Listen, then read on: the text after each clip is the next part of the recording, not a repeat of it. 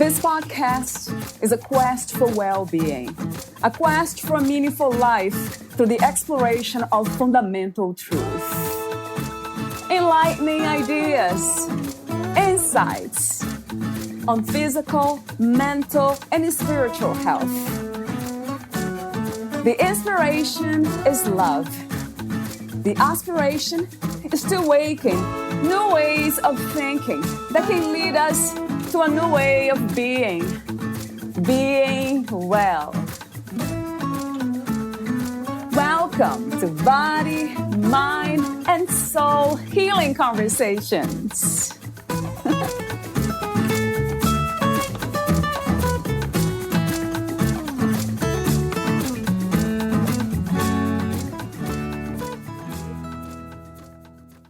The world's top professional athletes turn to John as an educator and therapist. He has invented numerous product concepts, taught education classes, and developed countless products. In 2022, John was inducted into the Massage Therapy Hall of Fame. In 1989, he opened Massage Therapy Center of Winnetka. It is regarded as one of the best clinics on the North Shore of Chicago. It is located on Green Bay in Winnetka, Illinois, and employs 5 massage therapists who are both licensed and certified. In 1999, John founded Acuforce International Incorporated, a company that sells his patented soft tissue therapy tools. Among its products were infant massage lessons for dads, produced by Chocolate Milk Productions. It teaches fathers how to bond with their babies while making their infants sleep better and develop faster. Video Excellence Awards were given to the program in 2004 and 2005, including an Aurora Gold Award and a Telly Award. In 1992, John G. Lewis, LMT, developed the Hall of Fame. This patent-pending tool allows for precise therapeutic techniques, such as trigger point release, muscle stripping, and cross-fiber friction. It's fantastic for backs, necks, shoulders, and more. In contrast to the competitors in the genre, which are all made of inferior plastic, this product's rigid tube is made of stainless steel. Additionally, the metal tip is soft-coated in plastisol so that it closely resembles the thumb of a therapist. Valeria interviews John G. Lewis, LMT. He has been recognized as a pioneer and leader in sports medicine and rehabilitation. He was inducted into the Massage Therapy Hall of Fame in 2022. The Hall of Fame massage tool is the newest product of his Acuforce line of soft tissue therapy tools.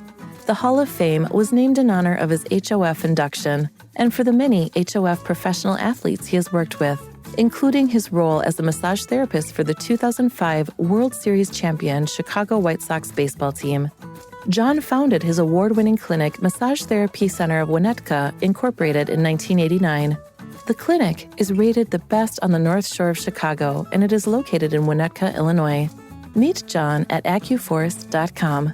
Here's the interview with John G. Lewis.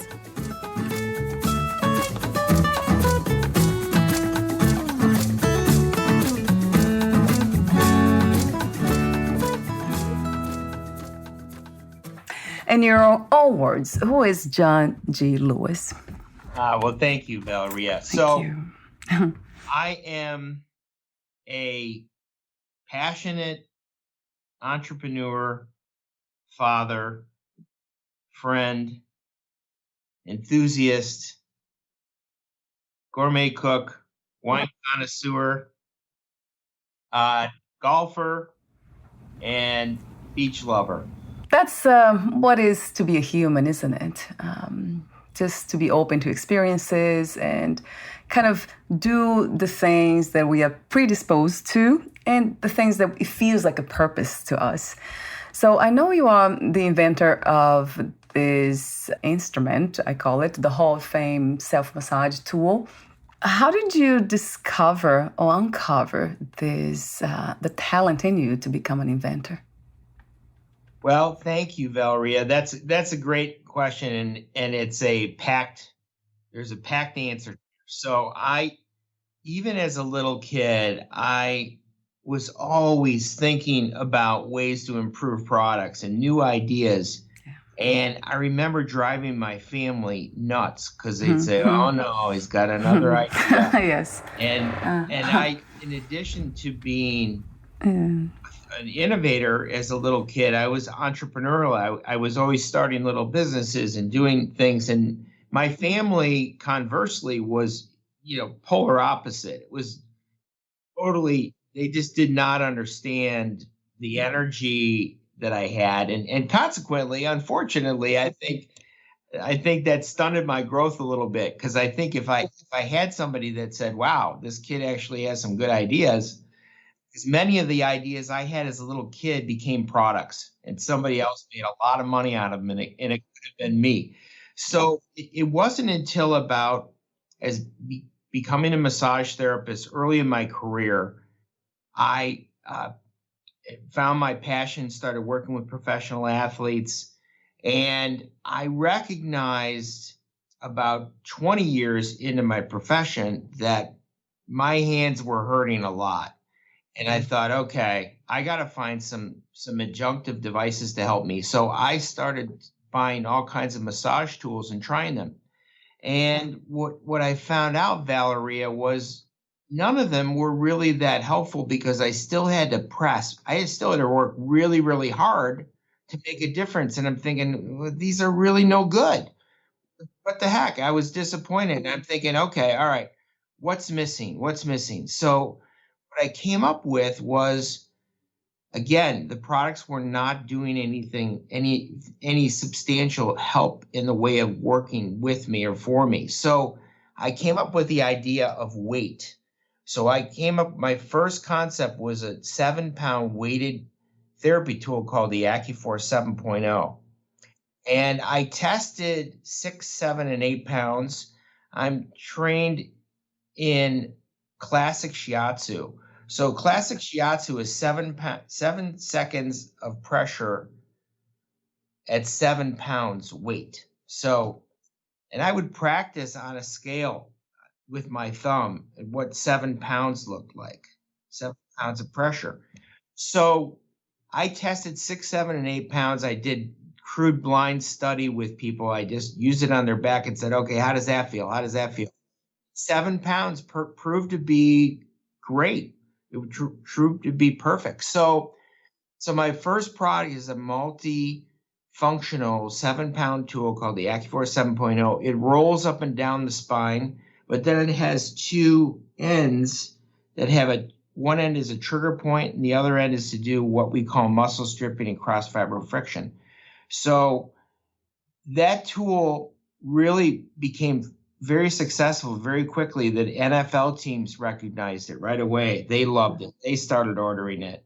And so from there, I went on to create 7 more products. My newest one is the Acuforce Hall of Fame massage tool. So I named it in part because I was inducted into the Massage Therapy Hall of Fame last year. Thank you. It was a true honor. It was just such a wonderful, felt like the culmination of a lot of things that evening at the ceremony when I received my award. It was really special. So in honor of my induction into the Hall of Fame, and in honor of the many Hall of Fame athletes I've worked with, I came up with the Hall of Fame. And this tool is different in that there are products like it on the market. This is a self-care product that it's like a cane that you can reach around and work on your back. The competitive products, although are pretty good, the concept is good, the issue of having to work again comes up, because these plastic canes bow and flex. So when you go to apply pressure on your own back or your own neck or your own thighs or hips, you're wasting your own energy. So I came up with a stainless steel tube that feels fantastic, and it's really rigid and strong. And then I came up with a metal coated tip. My products are all metal, but they're soft coated in something called plastisol, which is really tactilely friendly. So I'm really, really, really excited about this product. We just launched it on Amazon. Literally, the last week. And so we're already thankfully we're getting some attention and some sales. Right. So I'm excited. Going back to the Hall of Fame massage tool, you did send one to me. Thank you so much. And my husband and I tried. We watched the video too, but it seems like we are not getting to use it properly for some reason. It seems to me. Please correct me if I'm wrong, but we tried exactly imitating you, watching the video. But then it's I guess it's what we are supposed to feel in order to know that the tool is working. Maybe that's what we needed to hear from you today. My husband and I, starting with us. I'm happy to share about that. So we're supposed to have 365 trigger points or pressure points all over our bodies. So we got one for every day of the year. And these points show up in tenderness. We know when a trigger point is affected because it feels quite tender to the touch. And I always tell people, when you find a tender point, it means it needs work. It needs attention. So traditional Western trigger point therapy is what I practice primarily. Western trigger point therapy asks that you apply pressure 8 to 12 seconds on a pressure point or a trigger point. So what's exciting is when these points are irritated, the nerve receptors are firing real fast. The nerve receptors have a pulse just like our heart rate.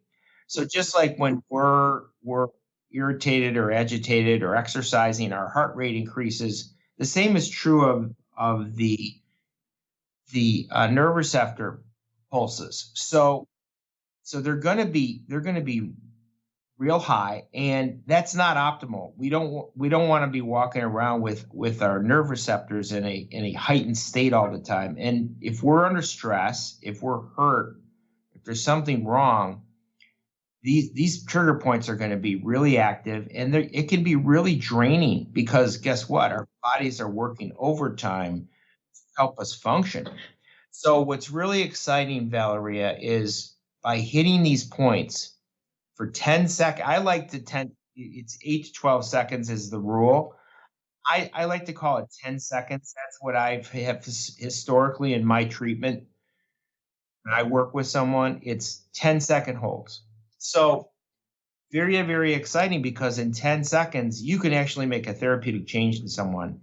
And what's really fascinating is when you hold static pressure, still pressure on these points, oftentimes you can feel them actually let go. You can feel the pain start to immediately erase. And again, I mean, this is so exciting because it's drug-free. There's, it's not a huge time commitment. It happens quickly and it's low cost. Yes. So it's right. It's a kind of a terrific mix there of good things. Yeah, it sounds really wonderful, and it's very generous of you. I could create something that we can use on our own, so we don't need to always go to a massage therapist, which I think it's everyone should do it, including myself and my husband. So with that in mind, what are the main benefits of massage or massage therapy? Do we all need massage therapy or massage in general? I'm a passionate advocate of massage therapy. Yeah. And I would say that, yes, unfortunately, everyone needs it. Not everyone can afford it. Not everyone has access. Yeah. But the benefits are really, really terrific. So first of all, it helps us sleep. It increases circulation. It helps us move our lymphatic system. So the lymph system is the garbage truck of the body. It's really, really important because that moves all the debris out. So we want the lymph system to be optimized. It helps us perform better in sports. It helps us concentrate. It helps us relax. It helps us just enjoy our lives. But there's so many benefits for the athlete. I worked with pro athletes for over 40 years now. Athletes perform better. You've got the stress reduction aspect. So we know now that cortisol levels are lowered. Cortisol is the stress hormone. We know that endorphin level is increased. That's the body's natural painkiller. And then there's some really exciting talk right now about massage and serotonin levels. So you probably know about serotonin. Very, very important serotonin levels in our brain, that they often linked to mental illness, mental stress. So we know that massage can do all kinds of exciting things around our general mental stress levels. So the sleep factor, I always tell my clients when they leave, enjoy, you should have a great night's sleep tonight. I have an athlete who I work with who is a pitcher for Northwestern University, and he has a Whoop watch, which is Whoop is like a really sophisticated Fitbit, and he wore it. He wore it all the time. And I said, okay, so listen, I was seeing him twice a week during the baseball season. I said, listen to me, please look at the nights of your massage. Please look at your sleep the next morning. Look at your sleep report. So he said, yeah, I'll do it. I promise I'll do that. And so after a couple of weeks, he comes in all excited. He says, guess what? I looked at my sleep history for the last couple of months that we've been working together. And you're right. Every one of the massage nights, my deep sleep increased by about 50%, and my REM sleep increased by about 30%. So we know that deep sleep is where our healing, our restoration really happens. We know good sleep is linked to mental health. It's also linked to physical health. That's when our growth hormone, especially as adults. So we don't need growth hormone anymore as adults to grow, but we need it to heal our bodies. We need it to heal our minds and our brains to keep us in optimal health.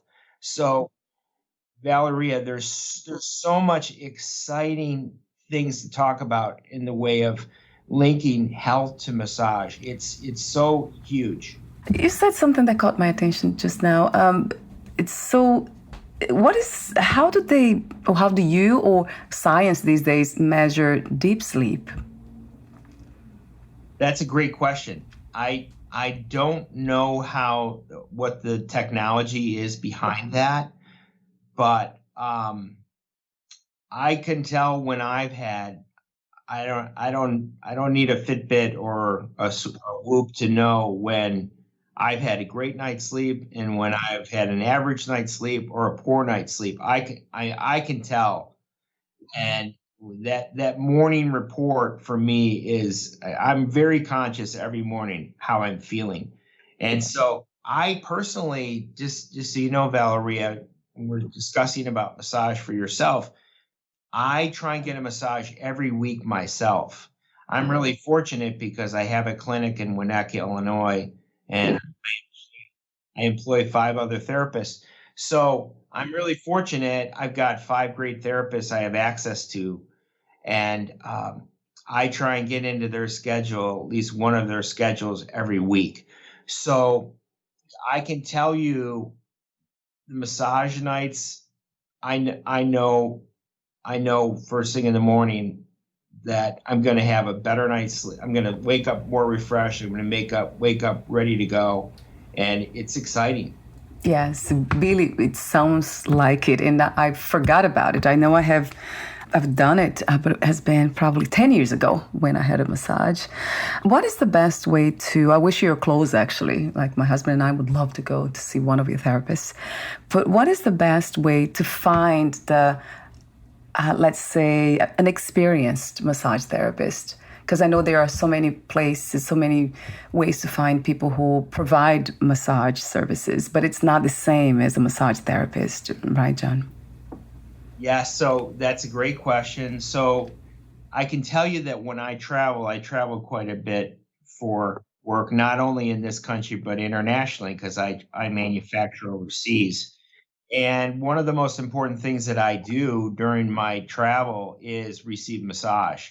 and I'm constantly seeking it out. So in the States, it's pretty easy for me because what I typically do, especially if I know in advance where I'm going, I will get in to Google and I'll find massage therapists in that area and I'll call them and I'll say, and one of the most important things that you alluded to was experience.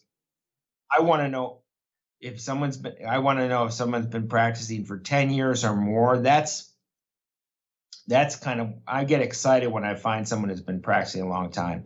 I'm also a member of a couple of associations, so I can also look on the association websites or call them. I know quite a few massage therapists around the country, so I'll call and say, hey, you're in Miami.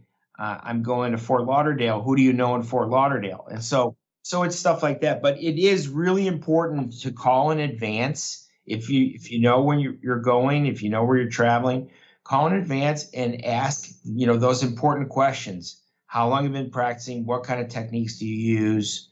And then, of course, today it's exciting too because everybody has a Yelp page. If they're a business that's been around a while, they're going to have a reputation, so you can read the reviews. But unfortunately, there is a lot of bad massage out there too.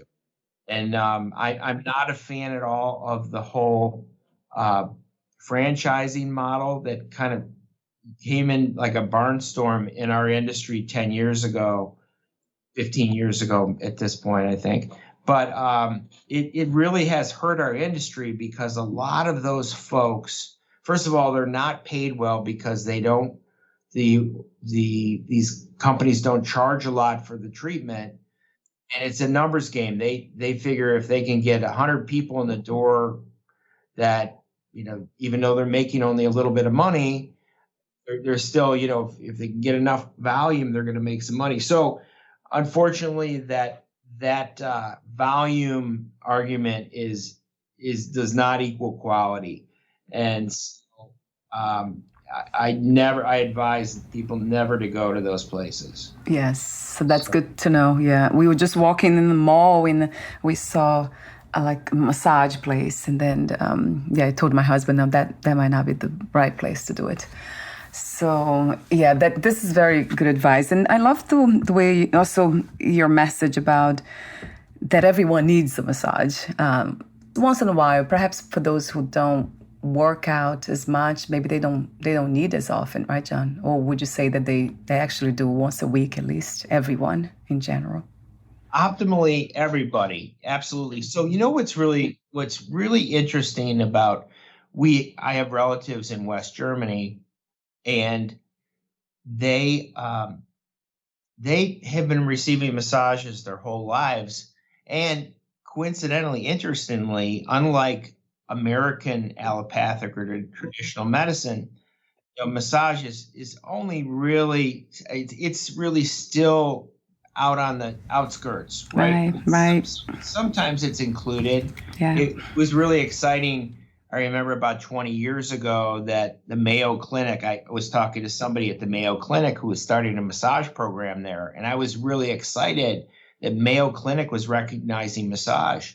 And but massage is still, I don't think it's recognized as the therapeutic necessity that it should be. That provided an opportunity for me though, Valeria, because when I started working with pro athletes in 1980, there was only a handful of us in the entire country. I was so fortunate, but I knew, even though I was a young professional, I knew at the time that what I was doing was substantive. And I was still a young practitioner. I was a rookie, but I knew that even though I was inexperienced, I was doing really important things. And I was trying to sell massage to other trainers. Yeah. And oftentimes I was met with, come on, really? Massage? It's not really therapy. It's a feel-good thing.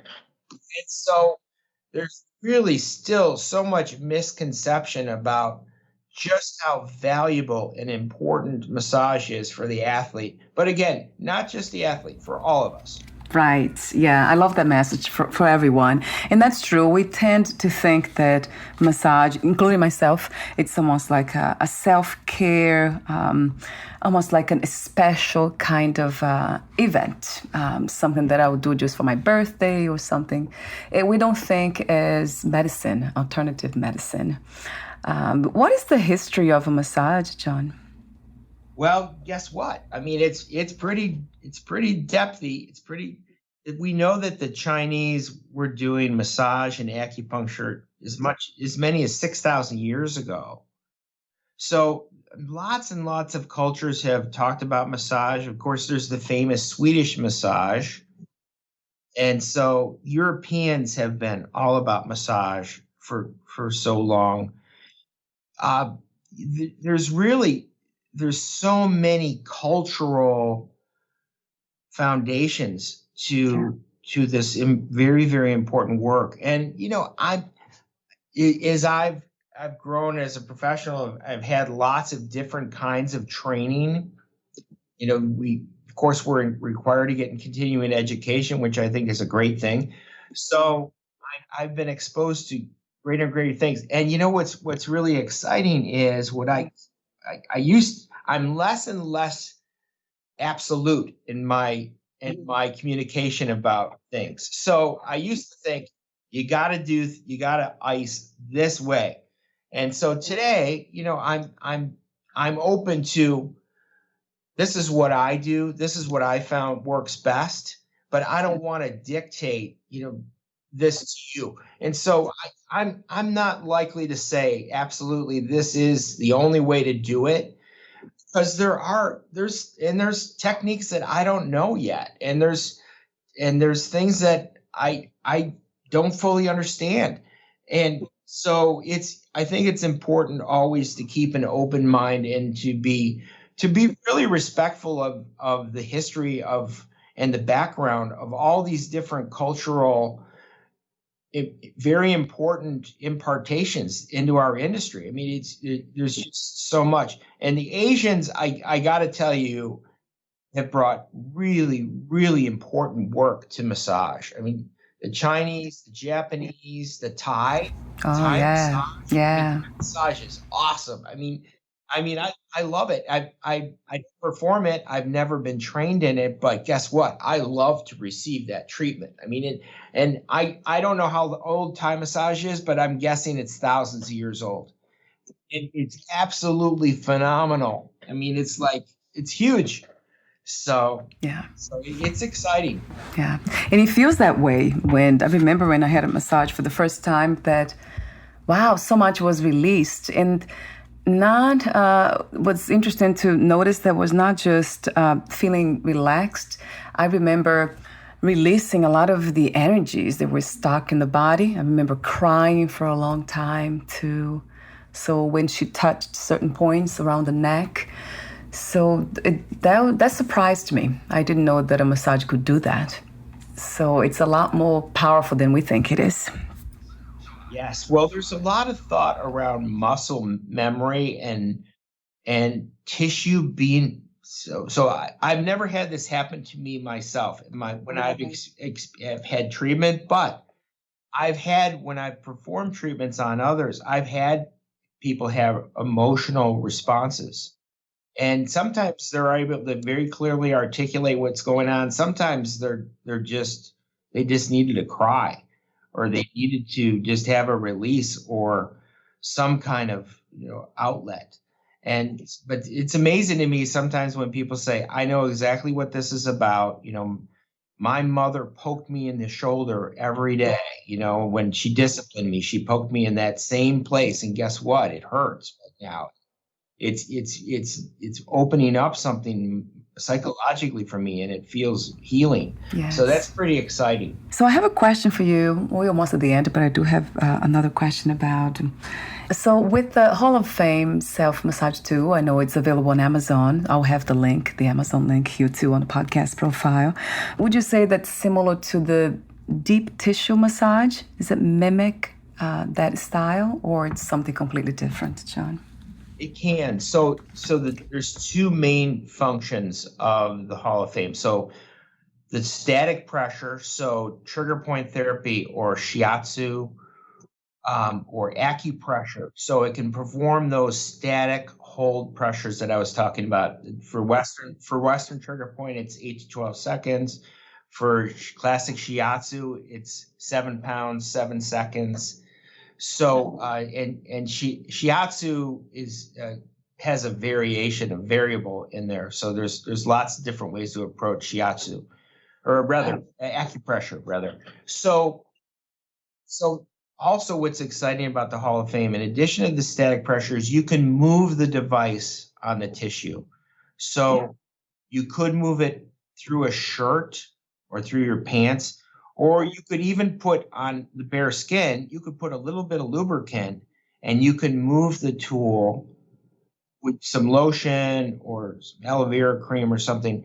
You can move the tool up and down, so you can perform what we call muscle stripping or cross fiber friction or gliding over the tissue.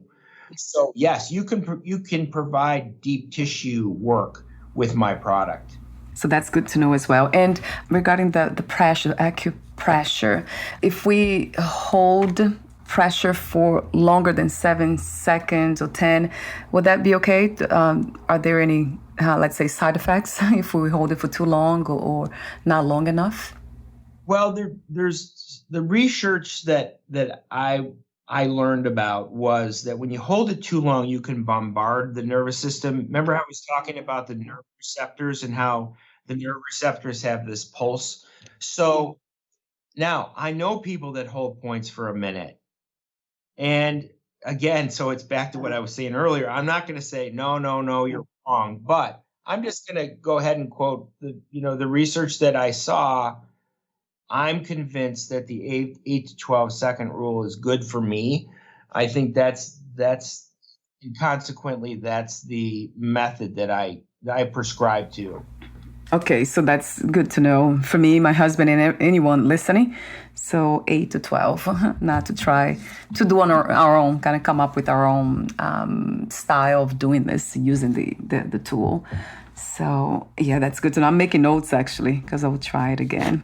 Thank you so much, John, for what you do. I absolutely love the idea that you have been free for so long to create, to just dance with the experiences of life. It fascinates me. That's a wonderful compliment. And again, you got a big smile on my face. Me too. I'm like, oh my God, that's like meeting almost like a child in a way, somebody who is very open. The mind is so open that it's just free to do whatever it wants to do in a sense of possibilities. So how wonderful. Thank you so much for being you. Thank you, Valeria. I so appreciate it. So I do have the ending questions those were my initial questions, but I'll ask you now. I'll end this way. So I have about 3 to 4 questions. What is to be healthy from your perspective? What is to be a healthy person? Wow. So I would say that I'd need to break it into components. I would say absolutely.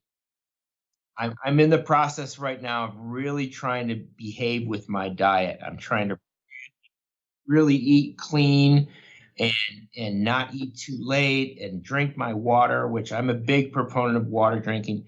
So I would say certainly there's the intake, right? Our dietary intake, our water, what we're drinking, hopefully we're drinking more water than anything else. And so, I love wine, but I need to be careful that I don't focus too much on my passion around wine. And I love to cook. I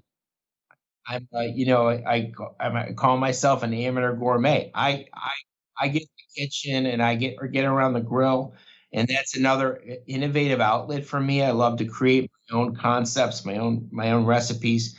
So, but I have to be careful because that passion can take me backwards too much. So I would say that certainly we have to be active. We have to be mindful of what we're intaking into our bodies. We've got to be really mindful of our psychological health. I'm blessed to have 3 great kids and a wonderful wife, and I'm love being a dad. And that's a huge outlet for me, just to be able to be demonstrative with them, to we've always had, I'm so happy to say I've got wonderful relationships with my kids. I have 2 adult boys and I have a 15-year-old daughter.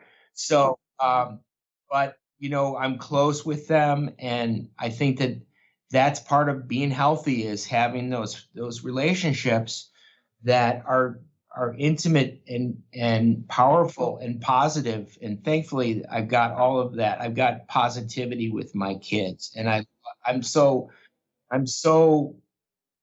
appreciative of that. I'm so blessed to have these kids that not only I want to be with, but thankfully they want to be with me. So the relationship factor is huge. I think we have to be productive.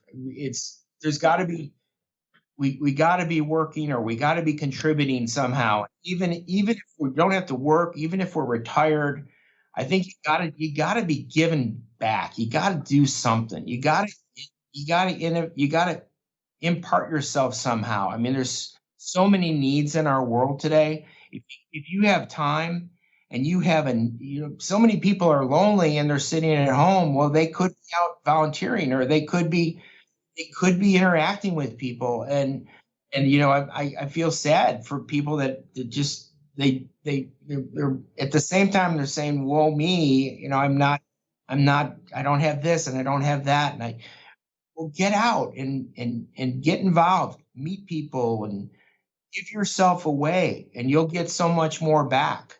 But I love being able to both give and receive. I love giving gifts, but I love receiving them too.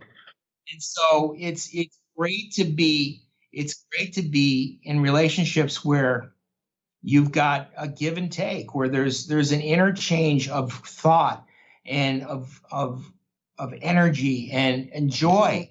You're fit for joy is such a good moniker. It's so great to just be involved with life, and not just stress about it, because of course we can stress all day. I love your wisdom, yes, and how you beautifully brought all these components together and to define what is to be healthy, right? Contribution, sense of purpose. I absolutely love that. That's why I host this podcast too. That's one of the messages we often kind of emphasize here.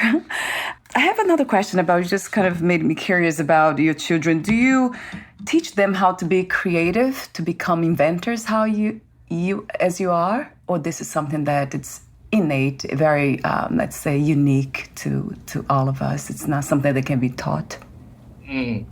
That's an awesome question, and I'm pondering it right now. So one thing that I have imparted into my kids is entrepreneurship.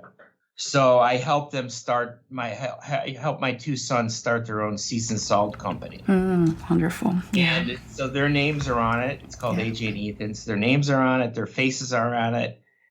And both of these guys, guess what? They studied business, and now they're out working. They're both employees of big companies, but they're out there working and they're contributing, and it's very, very exciting. So from very early on, what one of the biggest things that I did with them, I didn't even do it that many times, Valeria, but Yes. it proved to be so fruitful. We live right near a bike path. Yeah. And so I would take them, we'd go to Costco, we'd get a couple cases of water and a couple cases of Gatorade, and we'd sit on the bike trail, and I'd say, okay, we're going to sell water and Gatorade.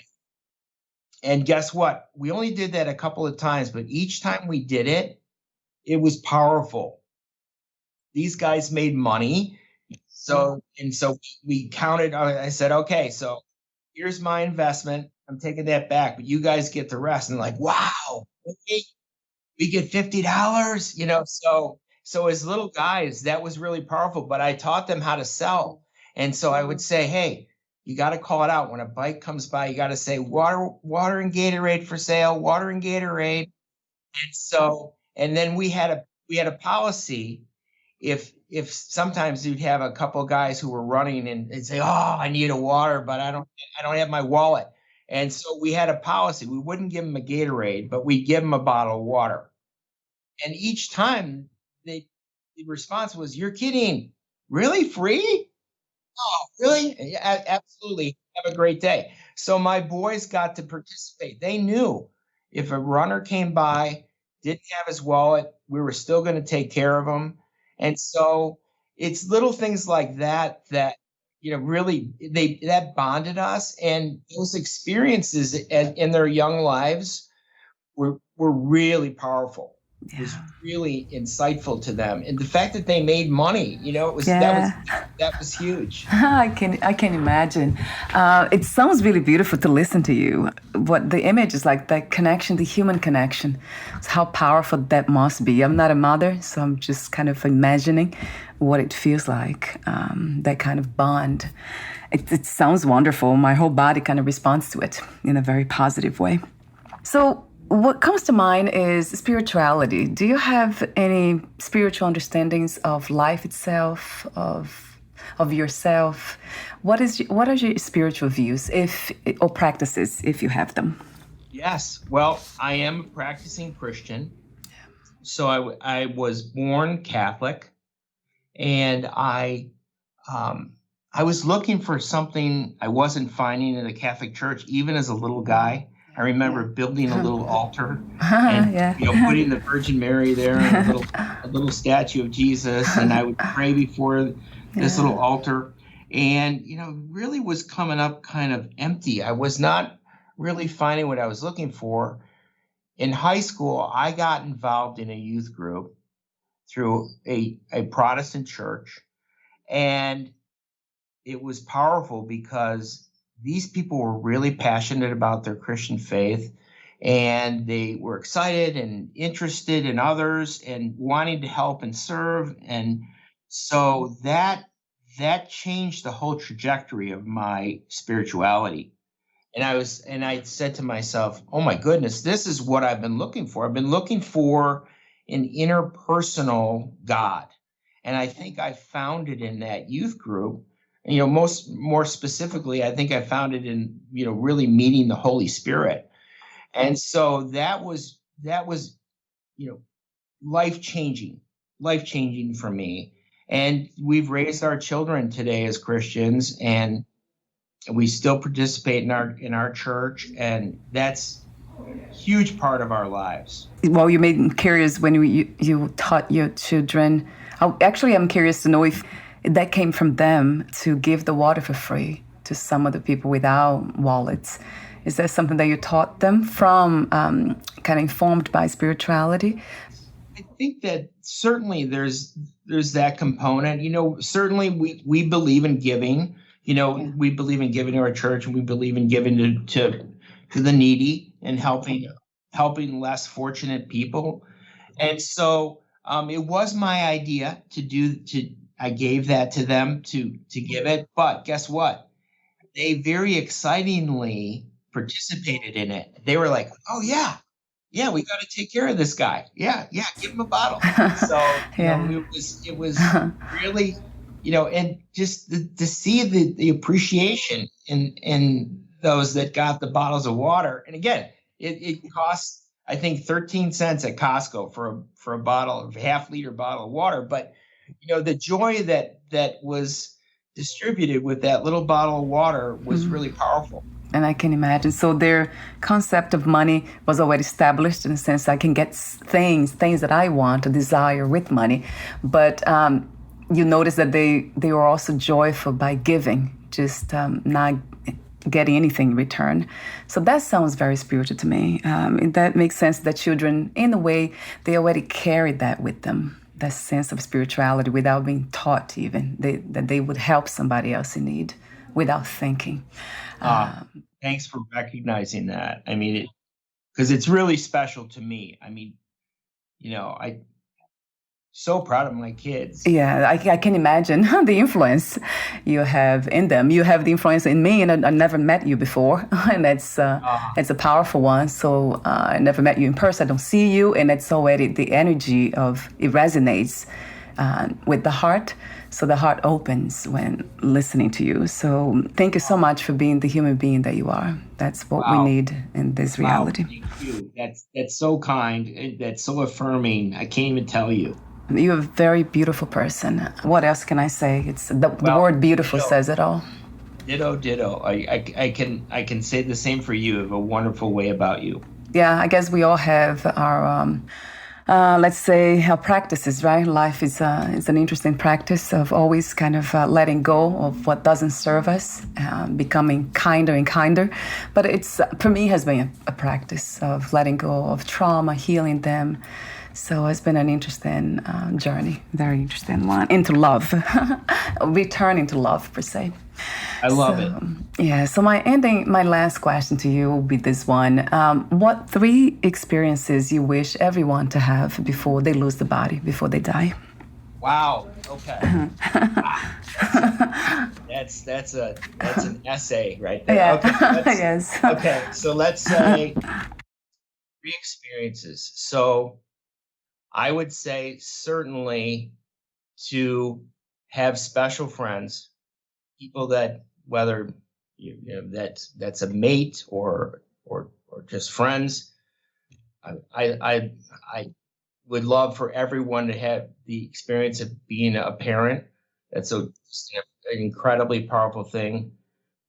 To just give and receive in life, and just to recognize that there's all kinds of opportunities. There's all kinds of things we can do in our lives. There's many ways we can participate in both giving and receiving. So I would say, experiencing life to the fullest in your relationships, and growing in your workplace. And then, of course, because I believe in an eternal God, that everyone needs Jesus.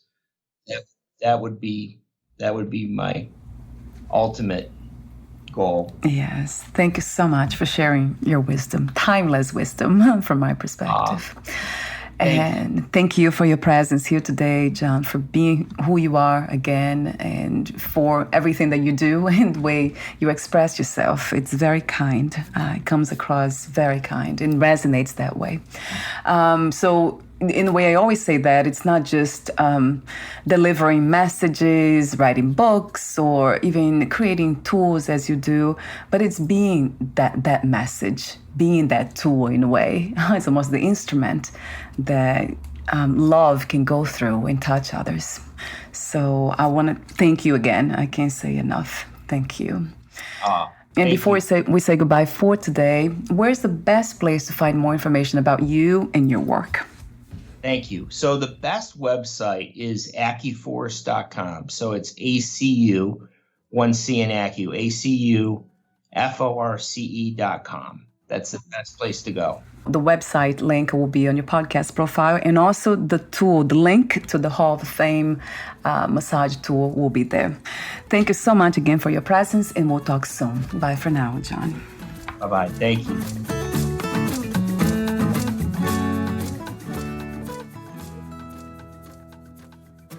Thank you for listening. To learn more about John G. Lewis and his work, please visit acuforce.com.